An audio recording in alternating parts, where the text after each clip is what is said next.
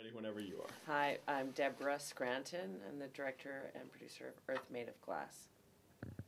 Hey, I'm Reid, Carolin. I'm the producer of Earth Made of Glass. I'm Pierre. I done many interviews in It's Made of Glass.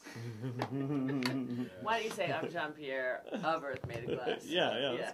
I'm Pierre. It's Made of Glass. I love the concept of taking an issue happening, a tragedy that's so huge, so vast, so hard to even begin to wrap our arms around as people who are across the world, and bringing it to one man's tragedy and one man's search for answers. And it was a brilliant stroke, I think. Tell me about coming to that concept. Well, after 5 years of making films about war, I was left with these questions about what happens after war ends. How do you move on? What does that mean? And when Reid and I started to go and do the project, we were focused on President Kagame and what he's described as a different path to peace, which is a middle way between the need for justice and then the need for total, I guess you could say, forgiveness, and just trying to find that middle road, which we think is a blueprint for conflict resolution around the world. When we started filming, we met Pierre very early on. He was our fixer and our driver, and it just happened that we started to hear his story and were compelled to tell it. And both Reid and I believe in telling stories from the ground up. So we go in with an idea of what we think the film is, but then we're permeable enough so that when the story starts unfolding, that we're willing to follow it through.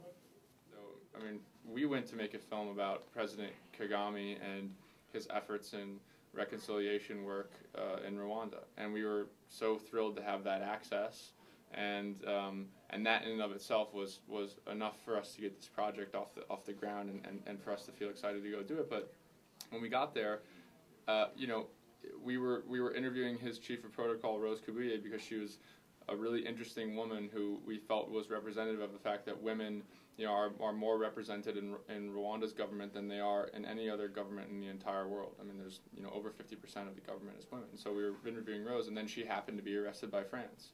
So we obviously didn't continue on with just the story of Kagame's reconciliation. We followed that, and then we met Pierre. He was taking us out to shoot some scenics of Rwanda because we immediately saw how gorgeous of a country it was, and then his story took us in a direction that we could never have envisioned. And I think that's the whole. I mean, I think there's a lot of journalists who go over to these parts of the world, and we saw this in Rwanda, understanding what their story is going to be before they even write it, and that's a real mistake, I think. So. So it's my story, of course, for during the genocide. Yeah. So, and when I was with Deborah and her team, we went everywhere, and as she said, I didn't know that they are making a movie on me. We went at Kibuye and we were discussing. By one point, we talked about Rwanda, about genocide. Then they decided to make a movie.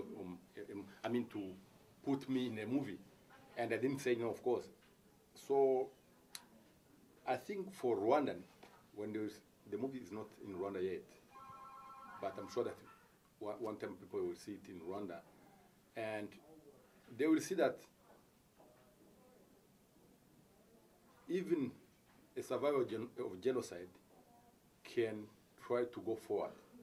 For me, absolutely. That was, as we began to find this concept out of that you can delineate and break it out, that forgiveness isn't necessarily tied with reconciliation or peace or not perpetuating violence. It's so funny.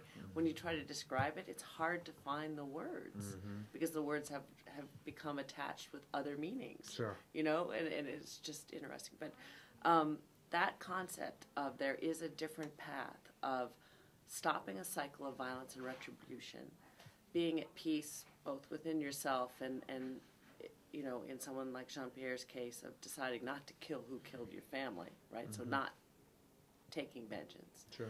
And this other concept of forgiveness, of I mean, I think and we did forgiveness research about what does it mean, and I've looked at different philosophies on it, and supposedly forgiveness is defined as, or one definition of it is, as if the act never happened. Mm-hmm. And for me, as a people, if we're going to say never again, I think it's impossible Mm-hmm. to forgive on that level. Mm-hmm.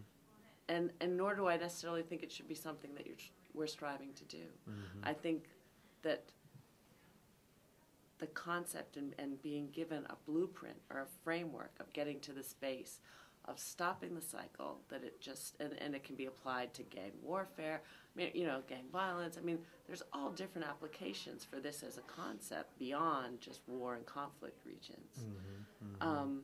I think it's a really, really important idea to give language and to amplify. Mm-hmm.